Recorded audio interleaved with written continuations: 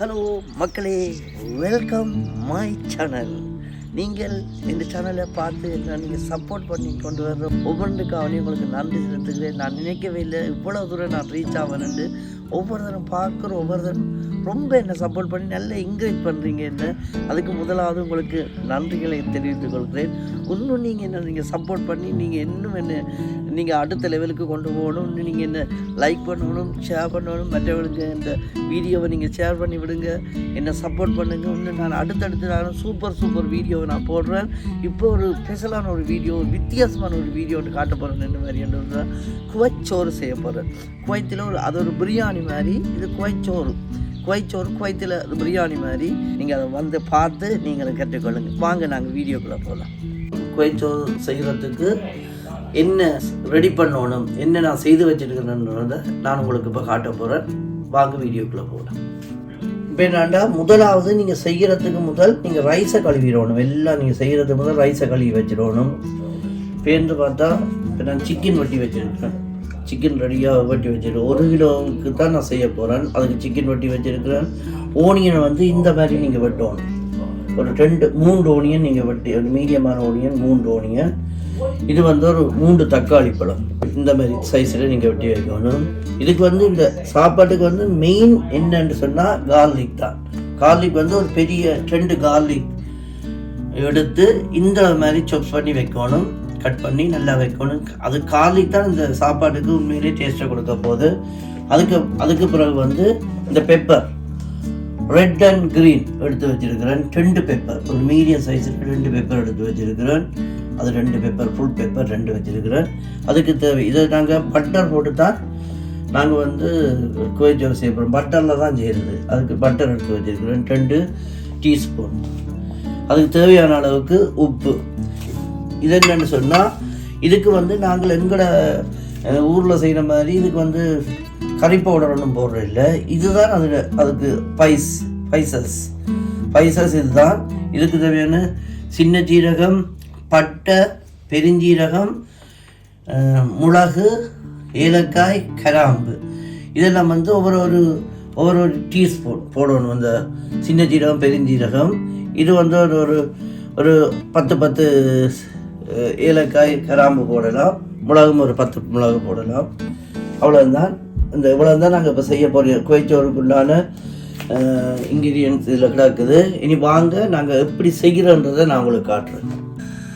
இப்போ நான் சட்டியை அடுப்பில் வச்சுட்டு அடுப்பு ஓன் பண்ணிட்டேன். அதுக்கு பிறகு நான் ஃபஸ்ட்டு வந்து இந்த பட்டரை வந்து நான் இதுக்குள்ளே போட போகிறேன்.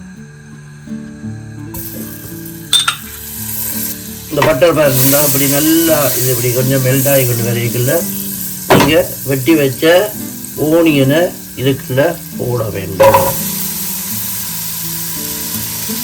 ஓனியனை போட்டு அதை கொஞ்சம் நீங்கள் மிக்ஸ் பண்ணி கொண்டு இருக்கும் போது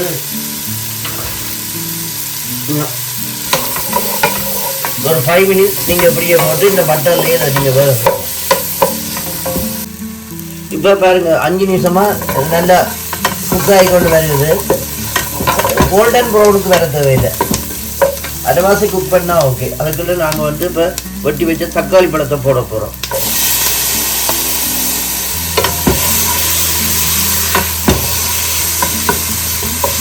ஒரு 2-3 மினிட்ஸ் வேகட்டும்.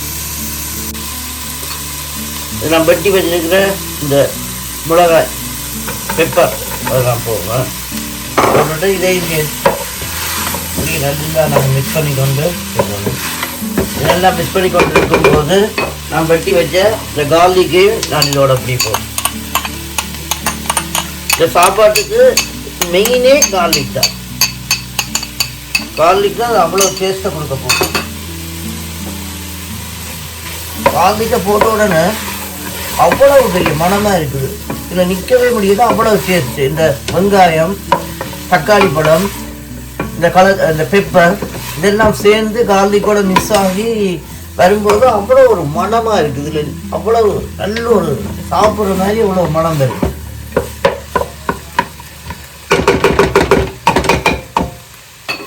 அதுக்கு பிறகு இது உண்மையிலே இதுக்கு போடுற இல்லை. ஆனால் இப்போ நாங்கள் ஸ்ரீலங்கனி எல்லாமே அப்படியே கறி லீஃப் எல்லோரும் விரும்ப மீன் பண்ணுறதுக்கு அந்த டேஸ்ட்டு மனத்துக்கு நல்லா இருக்கும். அதுக்காண்டி நான் கொஞ்சம் கறி லீஃப் என்ன இருக்கும்.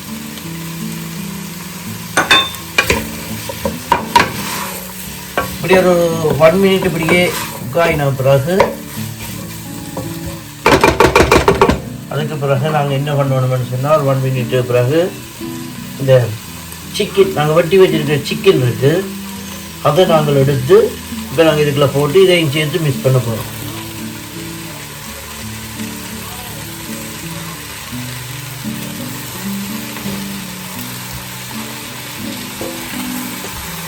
வெட்டி வச்ச சிக்கனை போட்டுட்டால் அதுக்கு பிறகு நாங்கள் ஒரு 2 டீஸ்பூன் சால்ட் எடுத்து வச்சுனாங்க, அதை நாங்கள் போடணும்.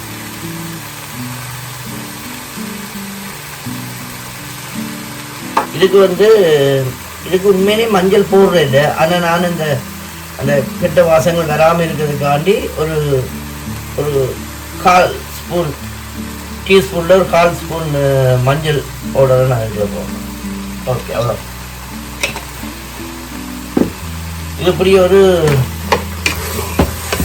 2-3 மினிட்ஸுக்கு இப்படி நல்லா குக் ஆகட்டும். சிக்கனை போட்டு கிண்டினோம்னா அவ்வளோ ஒரு மனமும் நல்ல ஒரு மனம் வருது, நல்ல ஒரு ஃப்ளேவர் ஒன்று வருது. ஒரு 5 மினிட்ஸுக்கு நாங்கள் அப்படியே குக் பண்ண முடியும்.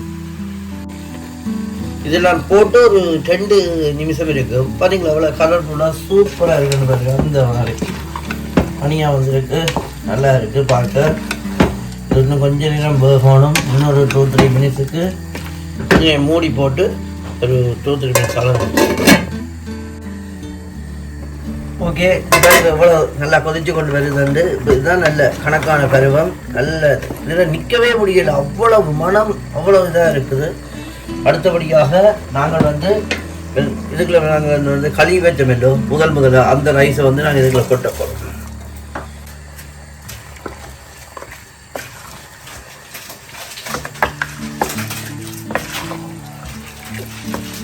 இதுக்குள்ள இன்னொரு கொஞ்சம் தண்ணியை விடுவோம்.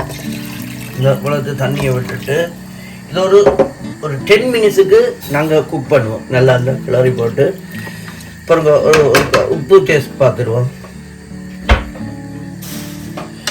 உப்பு கொஞ்சம் போடலாம், அதாவது இந்த எடுத்து வச்ச உப்பில் இன்னொரு கொஞ்சத்தை நாங்கள் இதில் போடுவோம்.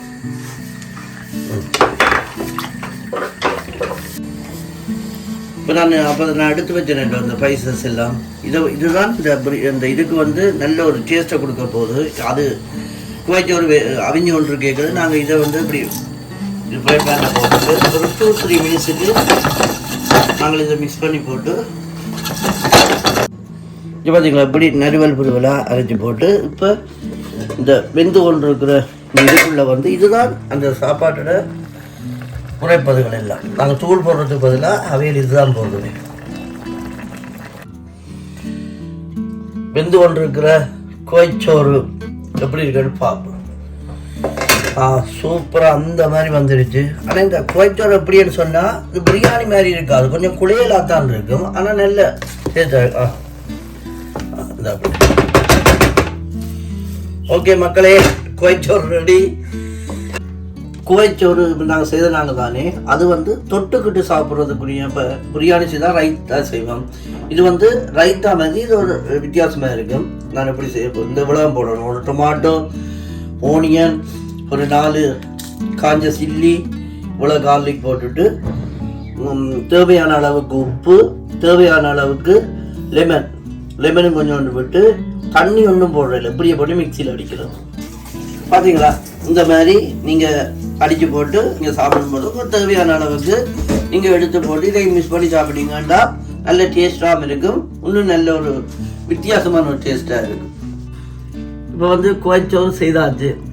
எப்பயுமே வளமையாக சாப்பிட்டு பார்க்குறதானே எனக்கு சாப்பிட்டு பார்ப்பேன் அப்படிங்கன்னு. எனக்கும் உண்மையில் டேஸ்ட் எப்படி இருக்குன்னு தெரியும். ஆனால் உங்களுக்காக நான் சாப்பிட்டு பார்த்து இது எப்படி வந்திருக்குன்னு சொல்கிறேன். கொஞ்சம் சுடுவது.